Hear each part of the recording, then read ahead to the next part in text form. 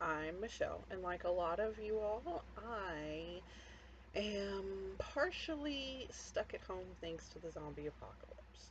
So, in an effort to stave off anxiety and general stirred craziness, I have decided I am going to start reading you stories.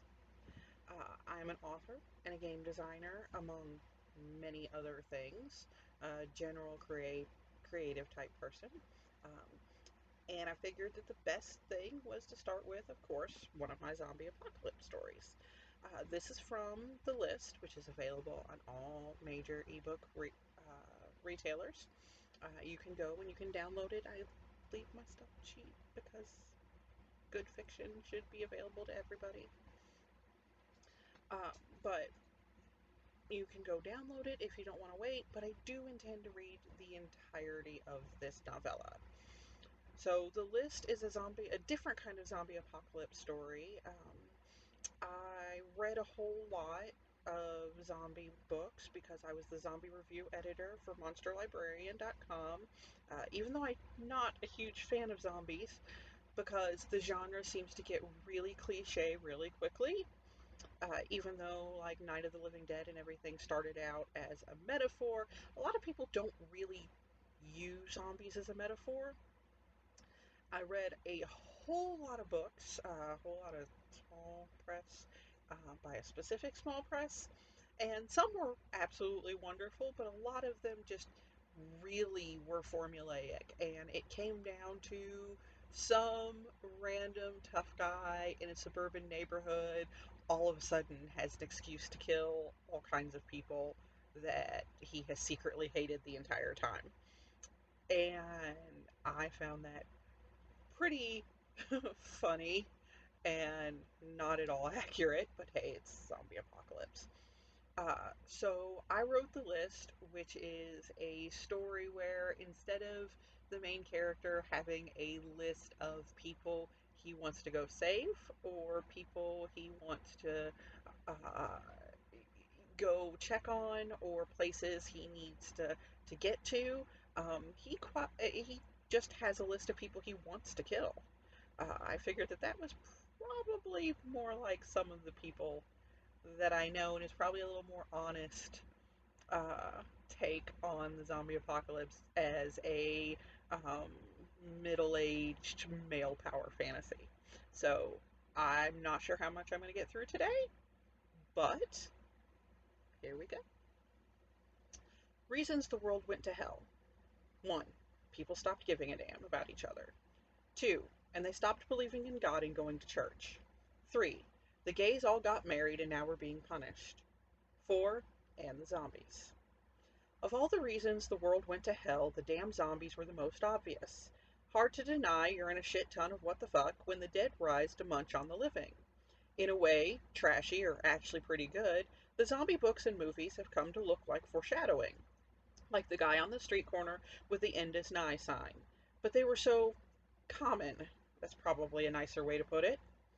The idea of the monster itself was weak, a cliche for boys who wanted to glimpse the blood-soaked boobs and horror fiends that sucked up anything with zombie, dead, or flesh in the title, like Code Red and Nutty Bars on a double-header RPG night.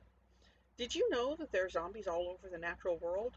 Like cordyceps, the fungus that burrows its way through exoskeletons of ants, infects their muscle tissue, and makes them die with their pincers clamped down on stems and leaves, in the perfect spot for their spores to thrive.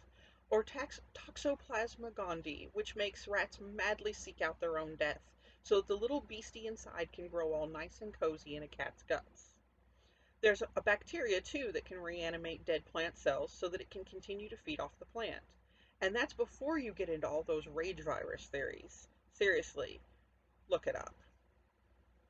Or all the serpent and the rainbow neurotoxin crap.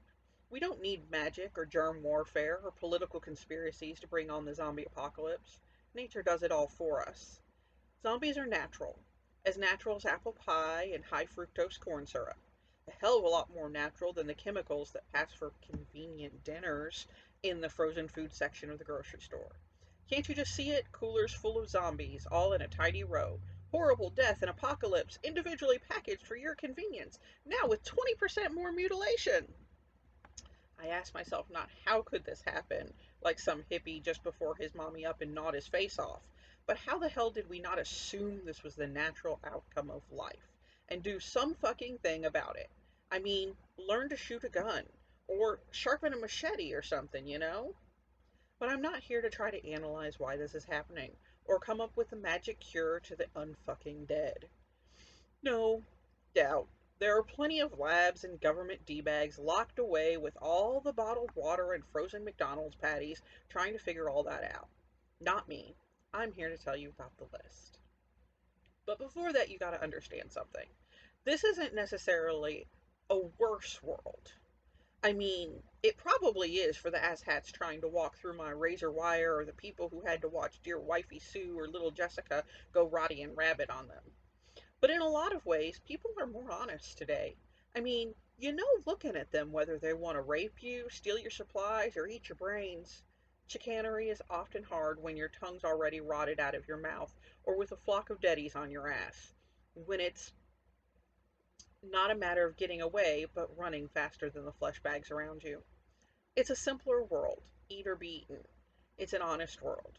We know now that it's about sex and eating and surviving. And it's about the violence. The beautiful, breathless, cleansing wash of violence. The list is a little about violence, too. But more so, it's about douchebags. And the fact that not only is no one watching what you're doing anymore, but in this brave new world, you're morally obligated to beat or blow up or slice the bloody brains out of the things that used to be people around you. Far cry from the PC police. The list started about 2 weeks ago. Oh, me? Well, let's call me Sid. Like Sid Vicious, the Sex Pistols bassist. Yeah, I'm more like Jello Biafra than Sid, but you knew who Sid was, didn't you? What about it? What is it about drug overdoses that make a man more famous than one who fights all his life against the bullshit people do to each other? Jello's holiday in Cambodia loses out to the Sex Pistols. What did they stand for again? Every damn time. People like rock stars and tragedies, but can't be bothered to pay attention to, much less lift a hand to help, their fellow man. Plus, I like the word vicious. Sort of like viscous, but deadlier. Yes, I know I'm supposed to be telling you about the list, but hell man, this is my story and I'll tell it my way. This is important, so pay attention.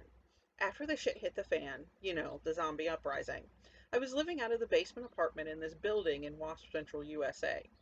There was a storage closet next to me, walls lined with shelves, and a little bodega in the basement of civilization. It was pretty easy to just sneak up, floor by floor, clearing the place out, and hoarding all the canned goods and other supplies down there with me. Me and my stash, like on those extreme couponing shows, only I can admit my stash was 100% stolen. Well, 90%. Two big heavy steel entry doors were the only way into the building, which were pretty easy to close up. There were lots of windows in the walls too, but they were attached to apartments, and no one ever said I had to open those doors. It was easy to wall myself off from all the lives and unlives around me. I could keep myself safe, well protected from the outside invasion. The list came about a month into everything, not long after the civilized stuff, like running water and electricity, crapped out. All my zombie or not zombie neighbors, locked behind their heavy keep you safe doors, didn't make it any less creepy to walk through the halls. The hushed silence slicing through where people were supposed to be fighting and fucking and living was unsettling. Hell, people's lives being boxed into rows of tiny apartments and bleeding away from them 1 month's rent at a time is unsettling too. And the carpet, the walls, the whole building standing there, like it had a right to, like it was entitled to outlast the lives of its makers. The creepy was everywhere, overwhelming and tainting everything that should be clean and peaceful and noble. On the top floor of the western corner, I came to the super's room. I was there for the usuals. The usuals being 1. Food. 2. Water. 3. The keys to the rest of the apartments in the building. Frank the Freak was the super, although his real name wasn't Frank, and he wasn't a freak like you'd think. He moved in and became the super because after his wife left him and took the kids, he'd had a mental breakdown that fueled her request for no visitation. So the bee got custody. Frank took a vacation in the nut house, and when he got out and had to get his shit together, the owner of the apartment complex gave him a pity job as a super to help supplement his disability check. None of the other buildings had supers, so it was a really nice thing the owner had done for him. For himself, seeing as the freak was so grateful, he fixed half the stuff in the building on his own dime. We called him the freak for two reasons. First, his inability to tell time. I mean, the guy would show up at 3 in the morning to unclog your drain and not even realize that you might be sleeping. And because there wasn't a soul in the building who hadn't stumbled upon him, bawling his eyes out, usually while elbow deep in toilet paper wads trying to get the loo to suck right. It was awkward watching a man approaching his 50s cry, his dark yellow stained eyes like a lab's, big and soft, just waiting for life to kick him again. While patching a hole in your wall or fixing a leaky U-bend in your sink, none of us knew what to do with him, so we tread carefully and stopped treating him like a human. That was how we coped with his efforts at coping. It didn't take long for me to pick the lock on Frank's door. It wasn't a common skill, but not as uncommon as people wanted you to think. There were a lot of benefits of being able to get into places you weren't supposed to go without people knowing you'd been there. Yeah, I could have just used a crowbar to break in, but in this case I didn't want to compromise the ability of the door to lock a debtor in, should I need it. It was my parents that made lockpicking a necessary skill, and that's a good part of where the list came from. The moment when I was on my knees in front of a silver doorknob thinking about my parents. The door swung open without a sound, coming to rest, coming to a hanging rest before it hit the wall behind it. A lot of the renters didn't think about all the ways their landlords tried to screw them over, like purposefully not installing door jambs so they could collect for damaged paint or drywall when those heavy doors inevitably slammed into the wall positioned suspiciously close behind them. Or painting, tiling, and schlacking everything in a very pale, very stainable color. Frank had one of the roomier apartments, with a whole 2 bedrooms. Yeah, as you can imagine, the second was a guest bedroom for his kids, who he never really got to see. They were growing up, but they hadn't yet learned how to deal with their mother's emotional blackmail every time they chose to visit. They found it easier to stay away, and Frank's found it easier just to set birthday and Christmas presents in the second bedroom than actually trying to get them into the kids' hands. Sadly, the room had become a shrine to them. Maybe if the whole zombie thing hadn't happened, they might have finally come to visit one day and realized how much their dad loved them, and just wasn't allowed to show it.